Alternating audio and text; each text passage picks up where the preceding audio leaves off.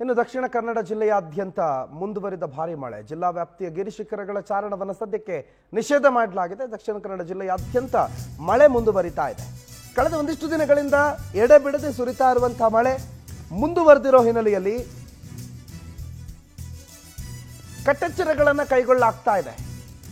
ದಕ್ಷಿಣ ಕನ್ನಡ ವ್ಯಾಪ್ತಿಗೆ ಬರುವಂತ ಎಲ್ಲ ಚಾರಣ ನಿಷೇಧ ಆಗಿದೆ. ಹೋಮ್ ಸ್ಟೇ, ರೆಸಾರ್ಟ್, ಟ್ರೆಕ್ಕಿಂಗ್ಗಳನ್ನು ನಿಷೇಧ ಮಾಡಲಾಗಿದೆ. ನದಿ, ಸಮುದ್ರ ತೀರಕ್ಕೆ ಇಳಿಯದಂತೆ ಸೂಚನೆಯನ್ನು ಕೊಡಲಾಗಿದೆ.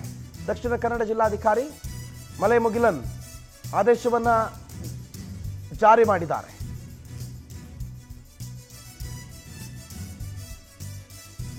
ದಕ್ಷಿಣ ಕನ್ನಡ ಜಿಲ್ಲೆಯಾದ್ಯಂತ ಸಿಕ್ಕಾಪಟ್ಟೆ ಮಳೆ ಆಗ್ತಿರೋದ್ರಿಂದ ಒಂದಿಷ್ಟು ಮುನ್ನೆಚ್ಚರಿಕೆಯ ಕ್ರಮಗಳನ್ನು ಜಿಲ್ಲಾಡಳಿತ ಕೈಗೊಳ್ಳುತ್ತಾ ಇದೆ.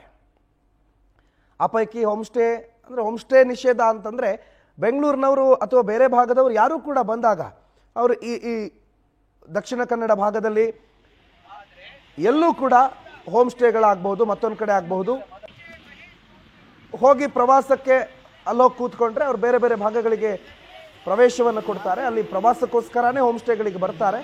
ಹಾಗಾಗಿ ಹೋಮ್ ಸ್ಟೇ ವಿಚಾರಗಳಲ್ಲೂ ಕೂಡ ಸರ್ಕಾರ ಈ ನಿರ್ಧಾರವನ್ನು ಕೈಗೊಂಡಿದೆ. ಅರ್ಥಾತ್ ಜಿಲ್ಲಾಡಳಿತ ನಿರ್ಧಾರವನ್ನು ಕೈಗೊಂಡಿದೆ.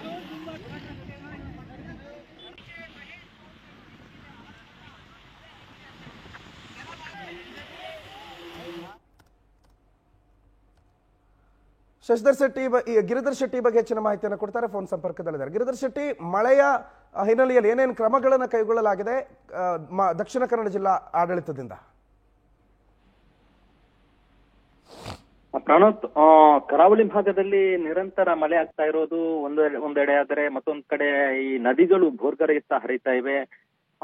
ಈ ಸಂದರ್ಭದಲ್ಲಿ ಸಹಜವಾಗಿ ಸಾಮಾನ್ಯವಾಗಿ ಮಳೆಗಾಲದಲ್ಲಿ ಜಲಪಾತಗಳಲ್ಲಿ ವೀಕ್ಷಣೆ ಮಾಡುವುದಕ್ಕಾಗಿ, ಜಲಪಾತಗಳು ಭೋರ್ಗರೆಯುವ ಹರಿಯುವ ಆ ದೃಶ್ಯವನ್ನು ಸವಿಯುವುದಕ್ಕಾಗಿ ಬಹಳಷ್ಟು ಮಂದಿ ಪ್ರವಾಸಿಗರು ಬರ್ತಾರೆ. ಆದ್ರೆ ಈ ಬಾರಿಯ ಮಳೆಗಾಲ ಸಂದರ್ಭದಲ್ಲಿ ಯಾವುದೇ ರೀತಿಯಲ್ಲೂ ಅರಣ್ಯ ಭಾಗಕ್ಕೆ ಚಾರಣಕ್ಕೆ ಹೋಗುವುದಕ್ಕಾಗ್ಲಿ ಅಥವಾ ಜಲಪಾತ ವೀಕ್ಷಣೆಗಾಗ್ಲಿ ಅವಕಾಶ ನೀಡುವುದಿಲ್ಲ ಅನ್ನೋ ಒಂದು ಆದೇಶವನ್ನು ಈಗ ಜಿಲ್ಲಾಧಿಕಾರಿ ಮಾಡಿರುವಂತದ್ದು. ಅಂದ್ರೆ ಮಳೆಗಾಲ ಪೂರ್ತಿಯಾಗಿ ಯಾವುದೇ ಕಾರಣಕ್ಕೂ ಅರಣ್ಯ ಪ್ರದೇಶದಲ್ಲಿ ಆಗ್ಲಿ, ಯಾವುದೇ ಕಡೆ ನದಿ ದಂಡೆಗಳಾಗ್ಲಿ ಇಂತಹ ಒಂದು ಪ್ರವಾಸಿ ತಾಣಗಳಿಗೆ ಭೇಟಿ ನೀಡುವುದಕ್ಕೆ ಈಗ ನಿಷೇಧ ವಿಧಿಸಿದ್ದಾರೆ.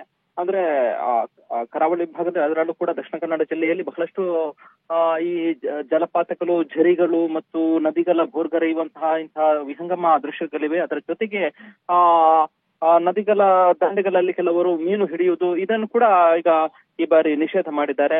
ಮೀನು ಹಿಡಿಯುವುದಕ್ಕೂ ಕೂಡ ಮಳೆಗಾಲದಲ್ಲಿ ಹೋಗಬಾರದು, ಅಪಾಯಕ್ಕೆ ಸಾಧ್ಯತೆ ಇರುತ್ತೆ. ಮತ್ತೆ ಅಪಾಯ ತಡೆಯುವ ಉದ್ದೇಶದಿಂದ ಮುಂಜಾಗ್ರತಾ ಕ್ರಮವಾಗಿ ಒಂದು ನಿಷೇಧವನ್ನು ಜಿಲ್ಲಾಧಿಕಾರಿಗೆ ವಿಧಿಸಿದ್ದಾರೆ ಅಂತ ಹೇಳ್ಬೇಕಾಗತ್ತೆ. ಯಾಕಂದ್ರೆ ಕರಾವಳಿ ಭಾಗದಲ್ಲಿ ಈಗ ಕಳೆದ 10-15 ದಿವಸಗಳಲ್ಲಿ 8 ಜನ ಮೃತಪಟ್ಟಿದ್ದಾರೆ. ಈ ಕಾರಣದಿಂದಾಗಿ ಒಂದು ನಿಷೇಧವನ್ನು ವಿಧಿಸಿದ್ದಾರೆ ಅಂತ ಹೇಳಬಹುದು. ಅದರ ಜೊತೆಗೆ ಬೆಳ್ತಂಗಡಿ, ಸುಳ್ಯ ಭಾಗದಲ್ಲಿ ಬಹಳಷ್ಟು ಝರಿಗಳು ಮತ್ತೆ ಜಲಪಾತಗಳು ಇವೆ. ಇದನ್ನು ವೀಕ್ಷಣೆ ಮಾಡುವುದಕ್ಕಾಗಿ ಬೆಂಗಳೂರು ಭಾಗದವರು ಬಹಳಷ್ಟು ಜನ ಬರ್ತಾರೆ. ಈ ಬಾರಿ ಅಂತಹ ಒಂದು ಯಾವುದಕ್ಕೂ ಅವಕಾಶ ಇಲ್ಲ ಪ್ರವಾಸಿಗರಿಗೆ.